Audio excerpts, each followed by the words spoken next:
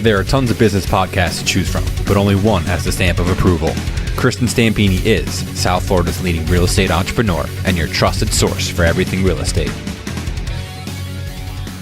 I would like to welcome my listeners and thank you for joining us today for another episode of my podcast, The Stamp of Approval. I'm Kristin Stampini, co-founder of the Stampini Platinum Real Estate Group with RE/MAX in Boca Raton, Florida. I'm also a certified real estate coach with Craig Proctor and the owner of Global Virtual Real Estate Assistants. You may have heard us on the radio. I'm also a real estate investor, a national trainer and public speaker, and a certified inside sales agent trainer. The Stamp of Approval podcast was launched to share and educate other realtors and consumers and other business owners across North America by sharing value and content into each and every episode that we have. To my listeners, and making sure as well as sharing my experiences and triumphs and failures and my strengths throughout my entire life, to hope that my audience are able to expand their knowledge on everything real estate, business, sales, and mindset oriented. So I'm so excited to have Erik Eastham here today with Eastham Law Offices in Boca Raton, Florida. And it's a family-owned business practicing for over 30 years and specializing in estate planning, probate, asset protection, trust and estate, administration, business organization, real estate, contract and transactional law. Attorney Eastham prides himself in creative estate planning and business organization, often saving, winning, and protecting his clients and their assets while maintaining a personal relationship with each and every one. You know, Eastham also believes in educating his clients and surrounding the community on the importance of proper planning. So I've known, and I'm so excited to have him here today, I've known Erik for years, he and his family, and personally have used him for years. Now, as we talk about this episode here is really going to talk about wills and trusts. Now, as you know, and as I've shared in my podcast, that you know, I had a hardship in my life after running restaurant business for 18 years, and you know, at a high level in management. And I moved to Florida knowing nobody but my mom. Okay, pretty much. And I started my life over and, you know, basically was bankrupt and broke and didn't know what I wanted to do with my life when I moved here to Florida. And so, you know, my mom said, hey, you know, why don't you look into real estate? And I said, oh, no, I'm not a salesperson or anything like that. And then basically I have been able to take that, open 5 different businesses now that I own and that, you know, are doing very well. So I never even thought of basically asset protection or wills and trusts and things like that until after I started over again. And then I met Erik. And actually Erik is the one who I just trusted him when I met him. I felt I felt he was a really good person. And so I just went in and said, hey, I want to go in and talk to you about asset protection. So welcome, Erik. I'm so happy and excited to have you here today. I'm happy too. Thank you. So talk to us about, I don't know if you remember back then when I came in to talk to you. Years ago. Yeah, it was years ago. But you made me feel really comfortable, but you also made me feel like, you know, you were in my best interest, not just after my dollar, which I didn't feel at all. And because I just started, you know, buying properties and I just started having some money and, you know, and this was, I don't know, probably 7 or 8 years ago, 6, 7, 8 years ago. And so anyways, tell us about what the importance is and why people, you know, really need to look at it like I did, because I had no idea. So the number one importance is what we're truly talking about is we're talking about the guaranteed events in life, which is death and taxes. It's not anything that anyone can avoid, but they really do avoid talking about it and thinking about it. And that is the reason why everybody needs estate planning. The myths of estate planning is that it's only for the uber rich. It's for trust fund babies that are living on yachts in the Mediterranean. And the truth of the matter is that could not be farther from the truth. Mainly because if you think of it from this point of view, if the uber rich do not have an estate plan and it ends up costing their family lots and lots of money, guess what? they're still going to have lots and lots of money, even without an estate plan. That's right. I mean, we hear about famous people passing away without estate plans all the time, the most recent one being Aretha Franklin. She had no estate plan. Sadly, I believe she also had a child with special needs. And you don't leave people like that money. But wasn't like Michael Jackson too? I'm not entirely sure. Yeah. They just become these little statistics that I get to put into a flyer. But if you really think about it, those with a lot to lose are the ones who really need estate planning, because if they take a hit, if their family takes a hit, they may not be able to recover from it. So the myth that it's only for them, the other myth is that it's only for people that are old, and they get confused between estate planning and elder law attorneys, which for most of the time they're practicing similar things. But in truth, it's actually the people who have more at risk who need the estate planning. People who have lived their entire life, the only risk we're talking about is how much are my kids going to have to pay in order to get these things done the right way. Whereas people who have dependents, people with minor children, they are leaving a minor child behind, and that minor child needs a plan. So if you have a parent who says, well, that's fine, my spouse and I, we took $1 million each in term policy. It costs us $20 a month. So if we pass away, my child will be a multimillionaire. Well, what have you really done? What you've done is a minor cannot take money. A minor's money will be overseen by a judge through a court process called guardianship. And we will have to ask that judge for every little part about that money and how it will be used. And the judges, at least in Florida, I can tell you what my judges usually say is, well, the child can decide that when they're 18, which means your child is going to receive lots and lots and lots of money when they turn 18, which is usually a bad thing. Do you want them going to college in a Ferrari, or maybe skipping college altogether so that they can travel the world? Probably not. So a good estate plan would tier that money off for those children and says, you know what, when you're 18, maybe you get a little bit, or maybe you need to get a college degree, or maybe a little at 25, a little bit at 30. These are the things that a good estate plan will take into consideration. So I know, thank you. And so I know when I did it, number one is I thought, oh my gosh, I'm going to have to spend thousands and thousands and thousands of dollars to create a will and a trust. And why do I need to do that? You know, I don't have kids. Okay. I wasn't fortunate to have kids.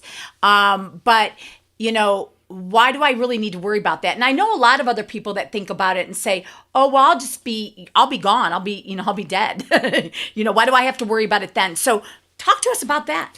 And it's a fair comment to say, who cares what they have to pay when I'm gone, because I'm gone and I don't care. And I do have clients with that. But the other problem is that believing that estate planning is only planning for your demise, and it's really not. Good estate planning is preparing for you first and foremost. So a good estate plan is not just a will, because a will doesn't do anything until you're actually gone. We say it's not worth the paper it's written on until you're gone. But a good estate plan includes additional documentation such as powers of attorney and living wills and healthcare surrogates. Who talks to that doctor if you are unable to talk to the doctor? If you have a desire to not be kept on life support, you better say so. And you might want to say so more than the form that the hospital is going to throw in front of you when you're coming in on an emergency, because they always try, sign this living will, sign this living will. And a good power of attorney as well. So if something were to happen to you, and this isn't just people who are married, even if they don't have children. I have clients that also say, well, I'm single. What does it matter? Right. I said, well, you know what? If you're married, you should still have those powers of attorney in place, but chances are the doctor's still going to talk to your spouse. If you're single, that doctor's not talking about your medical history with anyone. No one. Right. And so where are they going to get a decision from? The doctors are simply going to do what they think is best. I mean, they have that oath that they all say that they're going to do what they can to keep you alive.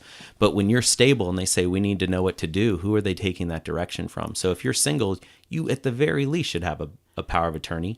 And if you want to make sure that your money that you've been working for your whole life, if you want to make sure that your money's not going to be subject to judge supervision, you should also have a revocable trust, because it says, these are the people I trust and they will take care of my money while they are taking care of me.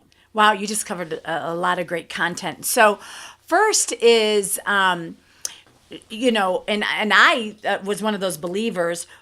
What is, you know, the average, let's say, just about, costs of different things. You did ask that question. I didn't answer it, did I? No, that's all right. Because I asked so many questions, I just come back to it. Like, what would it cost me today compared to what is it going to cost me after I'm dead? So today's prices, it is different all over the country. South Florida, because of our elderly population, is actually very competitive when it comes to estate planning. I can tell you that our firm does offer flat fees, and I give those flat fees before I ask the client how much they're actually worth. I do need to know. I can't give you a good plan if I have no idea what you own. But I do tell the fee up front, and the fees can range from anywhere from $1,500 to $3,000. Which is, I thought, to be honest with you, okay, anytime you say attorney or lawyer or whatever, I'm thinking thousands and thousands and thousands. The most I've ever heard an attorney charge was actually in my mother's family's from a small town up in New York called Corning. That's where Corning Glass comes from. And I have met with estate planning attorneys up there. And because there's only one or two in town, they'll charge $6,000 or $7,000 for that. Yeah. But down here, there are a lot of us to be competitive. Now, you can find that lawyer down here who's going to charge you $10,000. You can also find that lawyer who says, hey, I'll do it for $500. Yeah. Get what you pay for. Buyer be wary. Yeah. You want to make sure that they actually have a focus on it. But the consideration when we're talking about pricing, this is what it should be. It should be, I'm making incredibly important decisions, not just for my loved ones, but for me. What is that worth to me? If you make no plan whatsoever, it will go through court, and the fees start at 3% of the gross estate. So if you have a house and it's $300,000, we're not offsetting by a mortgage. That's going to be $9,000 right there. And then the last thing. Oh, okay. Let's stop there because that's good. So basically, pretty much almost going into probate, right? Mm-hmm. And so if I'm going to pay whatever, $1,500, $3,000 ish, whatever it is today, but if I die and I don't put anything together and I didn't do anything, they're going to take all the assets, right, at 3% plus hourly attorney fees and, all sorts of fees and fees and fees. That's right. So just the house alone, you're talking maybe $10,000 if it's worth $350,000, let's say. But then that's not even it. So that's just $10,000 plus you've got all your other assets, right? So let's say I'm worth $1 million. So you're going to take 3% of that plus hourly that you're going to charge me. There's definitely going to be an hourly when you're talking about an estate that's that large, or if there's going to be multiple people who are interested in it, because 3% is going to be the bare bones. Let's get this done. But as soon as somebody wants to rear their head and create extra work for the attorney, the hourly is going to kick in. So that's crazy. Right? I mean, it's a lot of money. It is a lot of money. And the other thing is, when I'm thinking about wills and things, okay, too, because I know I'm kind of jumping around, but they're also important, is I've seen people that have had to make medical decisions that have been really hard and really didn't know what their parent, let's say, wanted. Do you really want to put that on yourself? So with what I want and my wishes, right, in a will, or should I just leave it to my husband or somebody else who they have to now live with it? Well, you can't just leave it to your husband, because if we learned anything from the Terri Schiavo case, and for those of you who don't know what I'm talking about, most I believe do, Terri Schiavo was on life support for more than 10 years, and she was married, and her husband said, let's pull this plug, and her parents said no. So even though the spouse, many people will say, well, I'm the spouse, I choose, right? Not necessarily. That's a great point. Those parents came in and they said, we don't want our daughter to pass away. And they spent tons and tons and tons of money on those legal battles. And my guess is even more money on just the medical costs of keeping her around. And what did she want? Who knows? Right. So that's the big thing. If I want it, then that's what happens, right? So that's what's being set up in my will. So the other thing is once you have kids, is that important? Why is it important then to set up wills and trusts before? So the important thing with children is that you cannot leave children anything. They are not legally allowed. They're considered incapacitated. You can't give a child a bank account for them to be in control of. So the court will overlook that. And then the one thing that really catches parents off guard, are parents of adult children who they all still consider to be a minor. I'm talking about kids who go to college, and I do get a call almost every fall from a frantic mother who says, my son is in the hospital. The doctor won't tell me what's going on. I'm going to sue the doctor. I'm going to sue the school, blah, blah, blah, blah, blah. The truth of the matter is your child is an adult, and that doctor knows that because he's an adult, he has privacy laws to follow, and he doesn't want to be sued by your kid when he tells you that they were drinking or smoking or whatever it was that they were doing. So even though you have the idea of minor children's important, if you still have dependents that are adults, especially if you're sending them to school and paying the rent and paying all those things, get them to sign a power of attorney. Yeah, great advice. Okay, so just give me, one other thing. When should I update it? How often should I look at my, my trusts and my assets and my wills and, get with my attorney and, how often should we change it? I'd say about every 3 to 5 years is worth a look, but it doesn't necessarily mean that there's going to be a change. When should you call the lawyer? As I offer my clients free consultation, and I say you need to call me when big things happen. Are you buying something big? Are you selling something big? Has somebody been born or married, or has somebody passed away? Those are reasons to simply call and say, am I good? Does my plan take care of this? Some people want to do it once a year. Then you have clients who don't do it for 15 years and they say, oh, well, none of this is right by then. But just because you want to have a checkup doesn't mean that things are going to change. For most people, it usually doesn't change. How about when I have family, like when I add another child or something like that, or have my first child? So I try to have that consultation with my clients ahead of time, and I will do my best to take care of kids that are yet to be born in the event that you don't get around to getting your estate plan updated. But still, even though it does provide for an unborn child, I like to have that child's name in the document. And you know what? Families are very, very different these years. I do see some attorneys say, to my heirs. And there's some people who have heirs that they don't know who they are. Yeah. So it's important to be very specific on who is entitled to what. Okay, that's very good advice. So give me, wrapping this up, give me a couple of steps that we should look at in doing in the future here. So the steps should be, first and foremost, do you believe in insurance? Most people do. So people buy life insurance, people buy flood and fire insurance to protect their home. That's what estate planning is. It is a cheap insurance policy because you only have to pay the premium one time. So if you're a believer in that and you say, okay, now let's do a little bit more, you need to pretty much evaluate your life, determine what's important for you, who's important to you, and if you determine that I don't want to be stuck on my own somewhere, get an estate plan. If you know that there's people that you love and want to take care of, get an estate plan.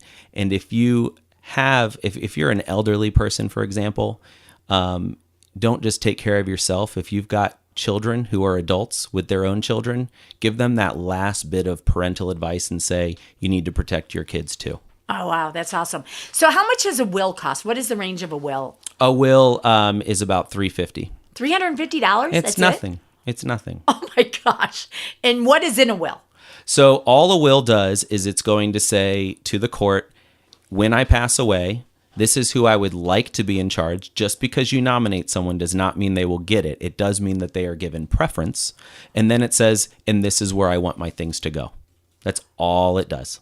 Wow. But $350? That's it? $350. Okay. And you said that asset protection is what? How much? Oh, well, asset protection comes into a lot of different things. So it really depends on what you want. When we talk about trust, a revocable trust, which is very different than a lot of different types of irrevocable trusts, but everything has its own price point. When we talk about revocable trusts, wills, power of attorney, what we're talking about is a foundation, and everybody needs a foundation. Before you build your house, you put the foundation up. If you start with the walls, they will fall down. So once the foundation is in, if you need asset protection, and not everybody does, not everybody owns a home, not everybody has children, but if you have an investment property or if you have a large liquid cash account, Whether you want to choose an irrevocable trust, we try to steer away from them. We try not to handcuff our clients, or LLCs, or you can get the tank of asset protection. I call it the tank, which is a family limited partnership. We say family limited. That's because most people choose family, but it doesn't have to be exclusive to family. Wow, awesome. And so if somebody mentions the Stamp of Approval podcast, they'll get a free consultation with you? Absolutely. Awesome. And that's what I did. So I reached out and got a free consultation with Erik, was introduced to him by somebody else. And he sat down and just looked at everything we had and just, talked to us, made us feel really comfortable. And so how can they reach out to you, Erik? So the best way is always by phone. Please call my office anytime, 561-395-6800. Again, it's 561-395-6800.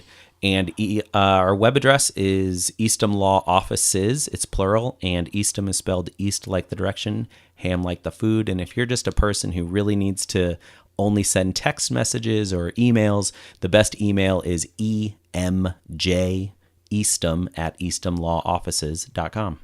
Thank you. And I definitely want to just give you a testimonial. I mean, myself as a client, my family as a client, my friends as clients. So it's definitely worth reaching out to Erik and having a conversation with him. I thank you, all my listeners today, and we will talk soon. Thank you.